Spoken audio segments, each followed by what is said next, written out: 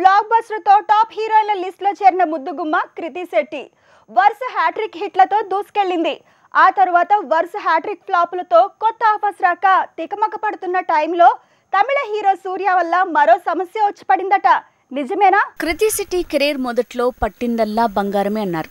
ఉప్పెన hit తర్వాత తను చేసిన ప్రతి మూవీ హిట్ అవడంతో సౌత్ నుంచే కాదు నార్త్ నుంచి కూడా ఆఫర్లు క్యూ కట్టాయి. ఇప్పుడు ఆ క్యూ కట్టిన ఆఫర్స్ డైలమాలో పడుతున్నాయట. ఉప్పెన, బంగారాజు, శ్యామ్ సింగ్ రాయ్ ఇలా వరుస హిట్లతో హ్యాట్రిక్ సొంతం చేసుకున్న హీరోయిన్ కృతి శెట్టి ఇప్పుడు తనకి ఆ హిట్లు మాత్రమే మిగిలేలా ఉన్నాయంటున్నారు. ఎందుకంటే వరుస హ్యాట్రిక్ హిట్ల తర్వాత వరుస హ్యాట్రిక్ ఫ్లాప్లు రావటమే. ఉప్పెన, బంగారాజు, శ్యామ్ సింగ్ రాయ్ ఇలా 3 సక్సెస్లతో టాలీవుడ్ టాప్ హీరోయిన్ గా మారిపోయింది కృతి. తన రెమ్యునరేషన్ అమాంతం పెంచేసింది. కానీ ఆ తర్వాత సీన్ రివర్స్ అయింది. ది వారియర్, ఆ అమ్మాయి గురించి మీకు చెప్పాలి, మాచర్ల నియోజకవర్గం అంటూ వరుస ఫ్లాప్లతో ఢీలాపడ్డ కృతికి మరో పెద్ద దెబ్బే తగిలిందంటున్నారు. కృతి శెట్టికి మొదట వచ్చిన హిట్లతోనే చాలా సినిమాల ఆఫర్లు తన తలుపు తట్టాయి. ఆ ఆఫర్లలో ఒకటి సూర్య బాలా మూవీ. ఈ మూవీలో హీరోయిన్ గా కృతి శెట్టిని ఫైనల్ చేశారు. దీంతో సూర్య సరసన మెరిసే ఛాన్స్ వచ్చింది. కానీ ఏమైంది?